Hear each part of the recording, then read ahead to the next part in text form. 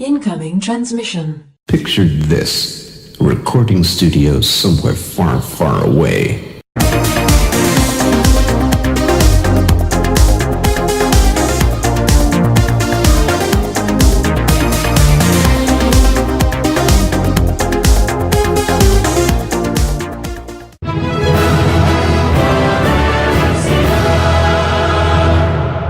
Welcome, Watchers of Illusion, to my Castle of Confusion on the 17th of May. I can't believe where this year's going, it's just going so quick. We're looking at Rainbow Islands on the C64 today, developed by Ocean and released in 1987.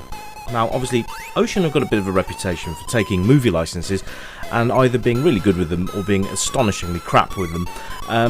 But their arcade conversions, not too bad. And I love this on the Spectrum. Of course I loved it on the Spectrum. I loved most things on the Spectrum. But I thought I'd give this a go because I've never played it on the C64 before, so I thought I'd have a look and see what the main differences were between this and the Spectrum, and give it my overall opinion. And so far, it's very colourful. It's more like the arcade, I think, than the Spectrum version. I like it so far. There's the double rainbow potion. Right, so we'll go through what we normally do, graphics, sound, that sort of thing, as we go. I think it's probably the best way of doing things. And absolutely superb so far. Okay, so let's have a look at controls first. So it's left and right, up and down, and fire will do your rainbows for you, and up is jump. Now you know my thoughts on up, but in this instance you can't really think how they would have done it any other way apart from implementing 2-button joysticks, but as we all know, were not very prevalent at the time, which was a great shame because I think a lot of the joysticks on the market actually did have 2 buttons on them, but they were just never utilised. Some of the games utilised a 2-button pad, but very rarely the 8-bit systems did, so I can sort of forgive that. I just don't like up as jump, but I think we've all been spoiled a little bit over the years with new consoles and 150,000 buttons to push. I think we're just used to having more buttons at our disposal, so going back and playing these games retrospectively, when you have to use up for jump, especially diagonal jumping, which can be a bit of an earache, especially when you've got to precision jump. Yes, that there. So that can always be a bit of an issue. Anyway, graphically, it's lovely. The colours are really good. Now, I've had a bit of an issue with some of the C64 games looking a little bit washed out colour-wise, but this is actually not too bad at all. Like I said, it's probably the closest to the arcade so far. I have never seen this on the Amstrad yet. It's part of my to-do list to get round these games on various formats. But the C64 hasn't had a lot of love on this channel, and I think it's about time, that I did. I know I've been playing more C64 games as of late, but that's really the reason for it, is because, well, it deserves a bit of love. It wasn't a perfect machine by any standard, but then what was? The Amstrad wasn't perfect. Neither was the Spectrum, but neither was the C64, so, you're always going to be, somebody will be in a certain camp when it comes to 8 bits, and 16 bits for all that matter. So you'll always have Commodore fans, C64 fans, that's what I meant, C64, Commodore, Amiga, whatever, I meant that in a broader spectrum than that. Oh, Spectrum. So, yes.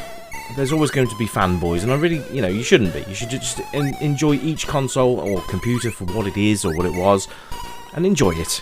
And that's all I've got to say about that. The games are great fun, and Rainbow Islands is no exception to the rule. Now, effectively Bubble Bobble 2, this one, but it was weird because it was marketed as Bubble Bobble 2, the story of Bubble Bobble 2, but there's not much relevance, is there, really?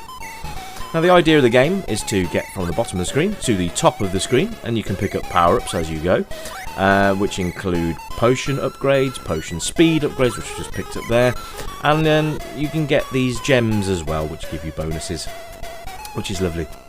So let's have a quick look at the UI. You've got your score up in the top left-hand corner. You've got a high score in the middle, and then you've got 2-player. Now, I think this is 2-player turn-based. I don't think this is cooperative play, but a 2-player option is still good in my book, I think. It's always nice to have your mates around and do that, isn't it?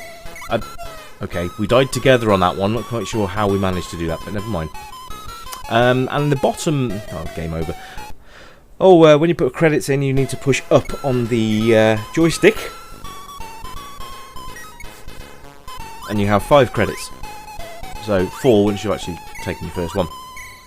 So that's the way that works. You can see your lives in the bottom left-hand corner, how many credits you've got left in the bottom right-hand corner, and then how many gems you've got in the bottom middle. So very easy to keep track of everything, really. But yeah, it's nice. The again, I think I have the same issue with the Spectrum, is that this tune is going to get right on your nerves after a certain time, because it just goes on continuous loop. Which, hey-ho, never mind, we can't help that, really. But there we go. So you can kill the enemies in a variety of ways. You can directly hit them with a rainbow, but if you want some extra goodies, you can try and hit them from below, or you can shatter a rainbow above their heads. So there are numerous ways of doing that, which is great fun. So we'll look at controls. I think I've already sort of basically outlined the fact that the control system is actually quite responsive. It's just the fact that you've got up as jump, but you know, like I've said, I've covered that bit already. I'm not going to go back on that. And we're coming up to our first boss stage now, ladies and gents. Playability-wise, it's amazing. I love this game. It's really, really good fun. I haven't played it for a while, so I'm a bit rusty. But you can see the room layout here. You've got a vague idea of how to beat the boss.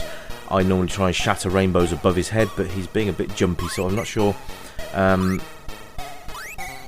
Let's see what we can do. Oh, the other thing is that you, if you take your time on levels, you will get a hurry up here. Oh, a bit like that. But I didn't realise you could do it. Oh, didn't realise it was on boss levels. Oh, okay, that's new. I don't think the Spectrum had a time limit on boss fights, but never mind. So yes, the screen starts to flood, so you've got to be, you know, a bit on your toes. Oh, that was close. So yes, replay factor on this is very high. I would say that you're probably going to spend a fair bit of time coming back to this one. It's a good game. It's fun, and that's what we like in games, isn't it? Let's see, that's annihilating. Oh, that's how you do it, guys. That's how you do it. Anyway, age range, any pretty much. I remember playing this when I was quite young, so I would say anybody.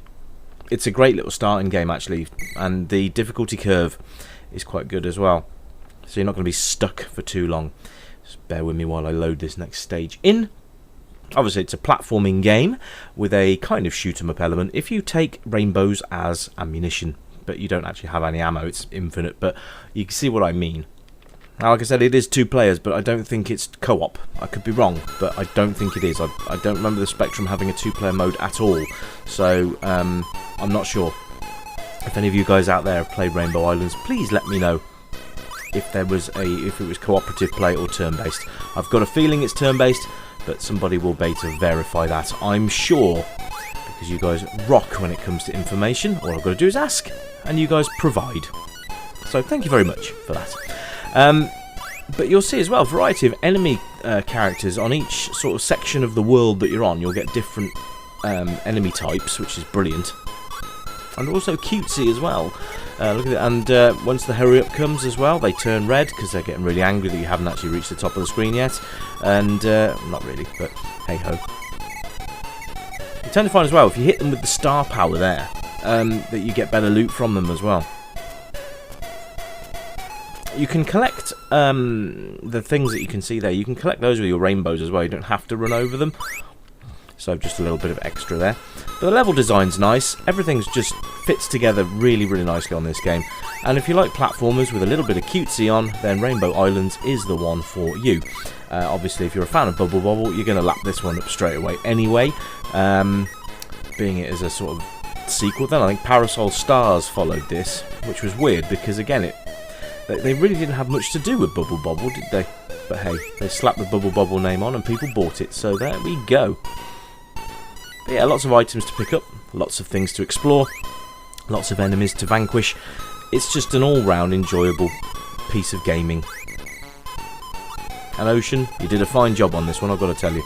It's actually one of the more playable arcade conversions as well, which is great, because arcade conversions are all very well and done, but when they're done badly, they're not so fun, are they, ladies and gentlemen? We know this because, well, there's a few on the channel already, but I'm sure you'll be, oh, this is just, oh, it's a room of death, it's a room of death! Oh no, just one guy left. Never mind. But yes, if you like a challenge, if you like something that you can ease yourself into, then Rainbow Islands, it is a top pick. And I would say that this is going to be a top scorer because it is very good. The only thing I would probably criticise it on, sometimes when the screen gets a bit too busy, it can be a bit hard to actually survive. But you can, with a little bit of luck and well-placed rainbows, get yourself to where you need to be without an issue. The bosses provide a bit of a change of scenery for you and a challenge. But that is it for me for today, ladies and gentlemen. I hope you've enjoyed Rainbow Islands on the C64 as much as I have. And I will see you next time with a brand new review. Hope you've enjoyed this. I'll catch you again later. You keep it retro, everybody. And as always, bye for now.